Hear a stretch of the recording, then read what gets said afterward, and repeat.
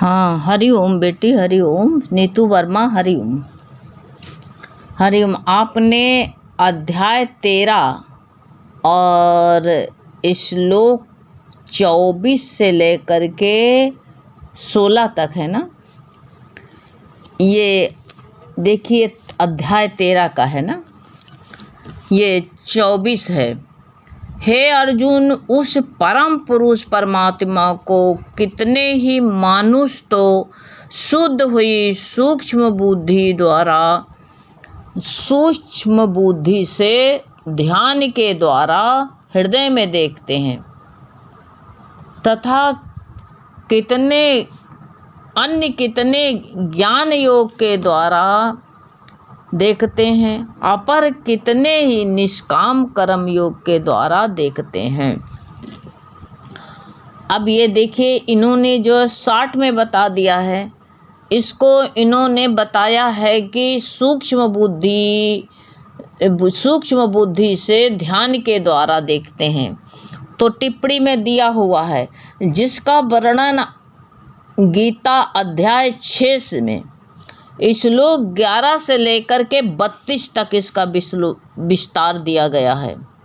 और आगे इन्होंने बताया कि और कितने बताया, दूसरे लोगों को बताया हृदय में देखते हैं और अन्य कितने ज्ञान योग के द्वारा देखते हैं। इसका विस्तार, जिसका वर्णन अध्याय 2 श्लोक 11 से लेकर के 30 तक किया गया है, अध्याय 2 में। अब विस्तार बताया गया है, क्या क्या इसमें बताएंगे, बहुत ज़्यादा। ये सब सन्यासियों के लिए है, और हम लोग भी जो है अपने थोड़ा बहुत इसमें से जो हमारे मतलब का है ले सकते हैं। और ये बताया है सूक्ष्म बुद्धि द्वारा देखते हैं, हृदय में देखते हैं, अन्य कितने बताया है कि देखते हैं, और जो है अपर कितने ही निष्काम कर्म योग द्वारा। निष्काम कर्म का टिप्पणी में दिया है, जिसका वर्णन गीता अध्याय 2 में श्लोक 40 में दिया हुआ है कि देखो कि ये निष्काम कर्म योग का बीज पर दिया हुआ है। लेकिन यहाँ विस्तार, अब 3 श्लोक हैं, इसका विस्तार जो है पूरा जो है 11 से 32 तक, 11 से 30 तक दूसरा अध्याय, 40 ये जो है इसका विस्तार जो बताया है, पहले आप पढ़ लेना। लेकिन जो यहाँ बताया जाता है कि हे अर्जुन, ये 24 तुम सुनो। ये कहा है कि हे अर्जुन, उस परम पुरुष परमात्मा को कितने ही मानुष तो शुद्ध हुई सूक्ष्म बुद्धि से ध्यान योग के द्वारा देखते हैं। अब बुद्धि इतनी सूक्ष्म कर लेते हैं कि उसको कोई चीज़ पकड़ने की आवश्यकता ही नहीं रहती है। ऐसी इतना सूक्ष्म विचार कर लेते, इतना सूक्ष्म भाव कर लेते हैं कि वो दूसरे इतना, जैसे तुम सुई की नोक में कुछ डालना चाहो तो जा सकता है, बताओ जाएगा? नहीं जाएगा। इतना वे अपने को जो है, अपनी बुद्धि को छोटी कर लेते, क्योंकि बुद्धि में बड़ा विकार भर जाता है ना। बुद्धि में क्या क्या कचरा भर जाता है, भरे रहते हैं ना हम लोग, बुद्धि में क्या क्या कचरा भरे रहते हैं। तो वो लोग जो है अपने ध्यान, परमात्मा के ध्यान में बुद्धि को इतनी छोटी, इतनी महीन, जैसे बाल होता है, बाल में सुई कोचो तो नहीं कुचेगी ना, इसी तरह बुद्धि छोटी कर लेते, सूक्ष्म बुद्धि। और सूक्ष्म बुद्धि भी करते हैं। और कहा है कितने मानुष को बताया, परमात्मा को कितने ही मानुष तो शुद्ध हुई। पहले इतना शुद्ध करते हैं और फिर इतना सूक्ष्म समेट लेते हैं सब तरफ से कि दूसरी चीज़ जाने को गुंजाइश न रहे। इतना सूक्ष्म, जैसे बाल में सुई नहीं जा सकती है, कोई कुछ टुकड़े नहीं किए जा सकते, उसमें कोई नहीं समा सकता है। इतनी सूक्ष्म, सुई की नोक में कुछ नहीं डाला जा सकता है। उसका नाका होता, उसमें तागा पड़ जाता है, लेकिन नोक में कुछ नहीं पड़ सकता। इतना सूक्ष्म बुद्धि कर लेते हैं। फिर परमात्मा का ध्यान के द्वारा हृदय में देखते हैं। हृदय एक विशेष स्थान कहा गया है कि जो है इतने भीतर चले जाते हैं, इतने हृदय में चले जाते हैं कि उनको जो है बाहर की वस्तु से कोई मतलबी नहीं रहता है, इतने अंदर अपने चले जाते, गहराई में, हृदय में, अपने हृदय के देश में चले जाते हैं। ऐसे योगियों का है, ऐसे हुआ है, तभी तो ये गीता में दिया गया है बेटा। और देखते हैं, तथा अन्य कितने ज्ञान योग के द्वारा, अब ज्ञान इतना उनका विस्तार से हो गया है, इतना ज्ञान है कि वो जो संसार के ज्ञान से अलग हो गए हैं। ज्ञान तो बहुत है, लेकिन उसका तत्व ये ज्ञान में, जैसे इसमें उन्होंने ज्ञान के द्वारा बताया है, जो ज्ञान के द्वारा इसमें जो है, इसमें विस्तार जो ज्ञान के द्वारा दिया गया, उसका वर्णन गीता अध्याय 2 में श्लोक 11 से लेकर के 30 तक इसका विस्तार दिया गया। आप विस्तार जब चाहेंगे तो विस्तार आपको मिल जाएगा। इसमें 11 श्लोक से लेकर के और जो है 30 तक दिया गया है दूसरा अध्याय में। अब इसका विस्तार जो है आप ठीक से देख लेना, क्या क्या इसमें विस्तार है, कैसे कैसे इसमें इन्होंने बताया है, तो इसका आप देखना, क्योंकि इतना पूरा जो है आपको जो है धीरे धीरे समझ में आएगा, ये पूरा नहीं आएगा समझ में। ये इसको अध्याय में जो दिया हुआ है इन्होंने, तो उसका तो कितने हृदय में देखते हैं और कितने बताया है, ये इतना अपने को गहराई में कर लेते हैं कि ज्ञान योग का मतलब यही है कि दुनिया के विस्तार में नहीं पढ़ते हैं, परमात्मा का ज्ञान जो है, अपने उद्धार का ज्ञान रख लेते हैं, बस इतना ज्ञान कि मेरा उद्धार कैसे होगा। आंखें बंद करके बैठो, समाधि लगाओ, कैसे संयम योग बताया गया है छठे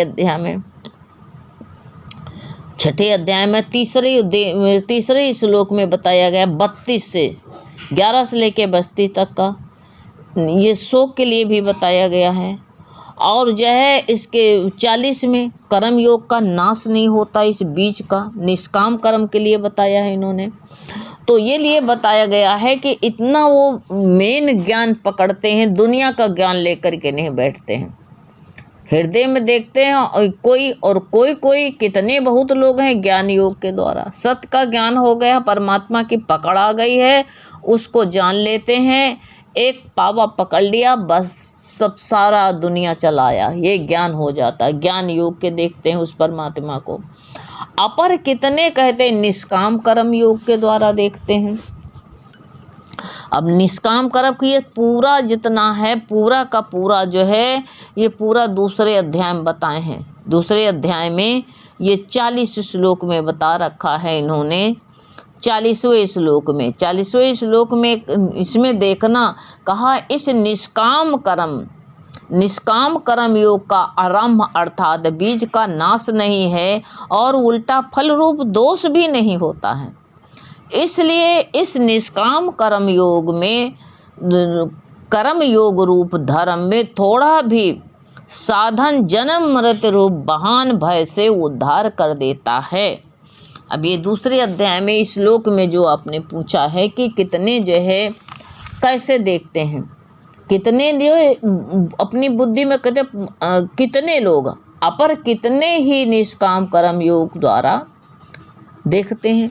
अब निष्काम कर्म ये क्या है, ये जो है निष्काम कर्म योग का दूसरे अध्याय के 40वें श्लोक कहा है कि निष्काम कर्म योग, जो ये कर्म तो करना है, योग भगवान से लगाना है, योग माने लगाओ, भगवान से लगाओ रखना, इसका आरंभ अर्थात बीज का नाश नहीं है।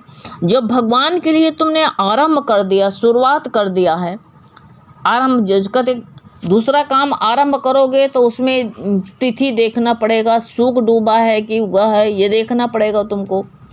लेकिन इसका कभी भी तुम आरंभ कर सकते हो, और इसका जिस दिन से तुम शुरू कर दोगे बीज का नाश नहीं होता है।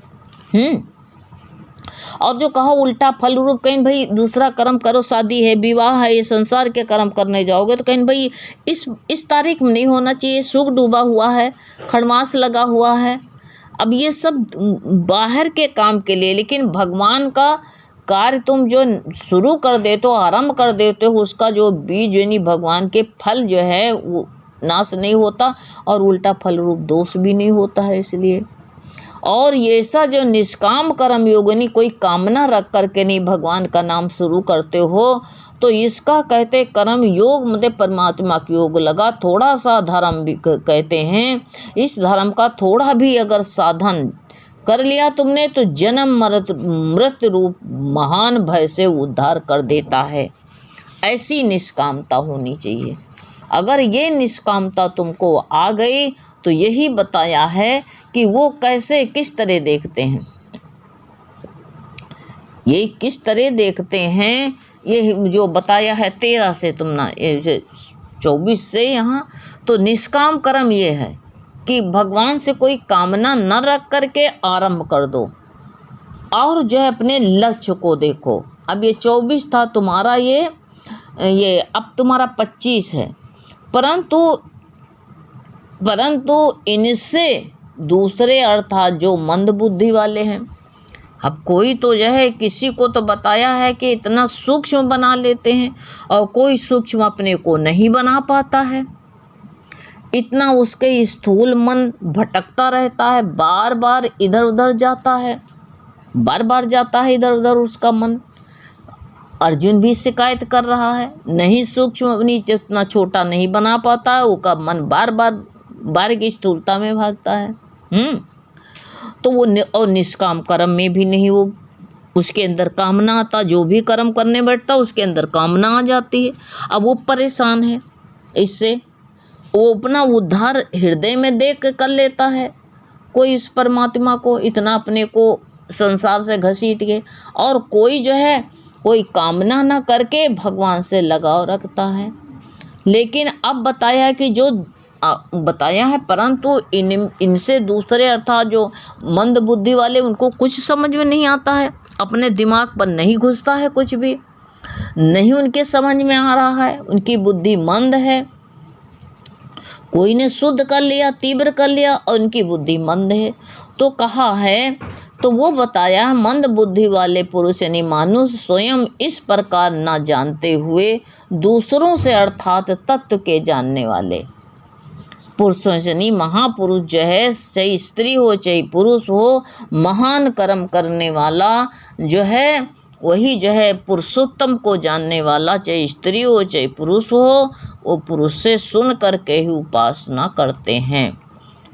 अब इसको समझ लो। कहते हैं कि मान लो कुछ नहीं जानते हैं, अपनी समझ बुद्धि नहीं आई तो सत्संग में बैठते हैं, वाणी सुनते हैं, और वाणी सुन करके अभी देखिए आपने प्रश्न किया है, कितने लोग सुनेंगे? हजारों लोग सुनेंगे इसको। कोई आज सुनेगा, कोई कल सुनेगा, कोई ऐसे करते करते 1000 की संख्या में हो जाता है। तो इसमें कितने तो तीव्र बुद्धि वाले हैं, उसी तरह लग जाते। उपवास माने ये नहीं, उपवास का ये नहीं समझ लिया खाना नहीं खाना, व्रत करना, उपवास करना नहीं। उपवासना यानी उपरामता आ जाती है, परमात्मा के पास वास करते हैं, बैठना, परमात्मा के करीब जाना, ये हो गया।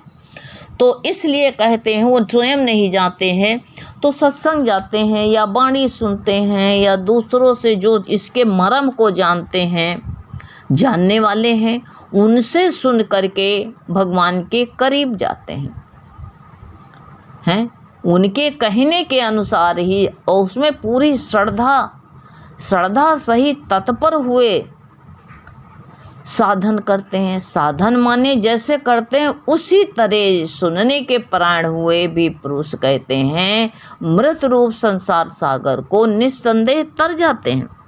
ये गारंटी, गीता तो गारंटी लेने वाले हैं। अब आपके मन में पढ़ा तो आपको ये श्लोक अच्छा लगा, जचा कि इसमें तो बड़ा मर्म छुपा पड़ा है। तो यही जो मान लो नहीं समझ में आता है कभी तो थोड़ा दूसरे से हेल्प ले लेते हैं। जो जैसे हम लोग बहुत दिन से तत्वज्ञानी गुरु के साथ में लगे थे, उन्होंने हम लोगों को इतना पढ़ाया है, तो जितना समझ पाए हैं उतना आपको बताते हैं। तो आप जो है इतना समझ पाएंगे उतना अपने जीवन में उतारेंगे, आप भी दूसरे को बताएंगे इसी प्रकार। तो इस जो नहीं मतलब अपनी तो मंद बुद्धि है, लेकिन तीव्र बुद्धि वाले के पास में बैठ करके जो है स्वयं नहीं जान पाते हैं। तो दूसरों से तत्व को जानने वाले, जो परमात्मा के तत्व अपने अंदर हृदय में देख लिया है, परमात्मा को समझ लिया, इतनी सूक्ष्म बुद्धि कर ली है, उनके पास में जाकर उनसे सुन करके और भगवान के करीब उपासना नहीं करते हैं, उसी उपासना माने उसी अनुसार चलते हैं। अर्थात उन पुरुषों के वो जैसे कह देते हैं और उनके अनुसार श्रद्धा से तत्पर हुए साधन करते हैं। अब बताओ जो है, अब उसी तरह साधन माने क्या, ये नहीं करते हैं कि हम मृगछाला बिछा लें, हैं, सूक्ष्म बुद्धि द्वारा जो है मृगछाला बिछाएं और उस पर बैठें, आसन लगाएं, ना तो ऊंचा रहे, ये बात कुछ नहीं। श्रद्धा जो ऐसी हो जाती है इंसान की, तो श्रद्धा में सारे नियम टूट जाते हैं। इतना याद कर लेना बेटा, ना योग है ना समाधि है, कुछ नहीं होता है, ना व्रत है ना उपवास है, ना खाने पीने की कोई पाबंदी है और ना ही कोई इसमें कोई बंधन नहीं है। ऐसा ये, और जो शुरू कर नहाए हो तभी भी शुरू कर दो, नहीं नहाया तभी भी शुरू कर दो, इसमें कोई दोष ही नहीं है। मिश्री चाहे नहा के, रसगुल्ला तुम चाहे नहा के खाओ चाहे बिना नहाए खाओ, वो मीठा तो है ही है। ऐसी बात नहीं कि बिना नहाए हुए तुम खा लोगे तो रसगुल्ला जो है कड़वा नमकीन हो जाएगा। ऐसे भगवान का नाम है, सोवत जागत ये मन तुझे चिताए, ये मन को चिताओ कि सोते उठते बैठते भगवान का सुमिरन करते रहो। बस यही है, आगे वाला अभी आगे बता रहे हैं, इसका पूरा नहीं हो पाया। हरिओम।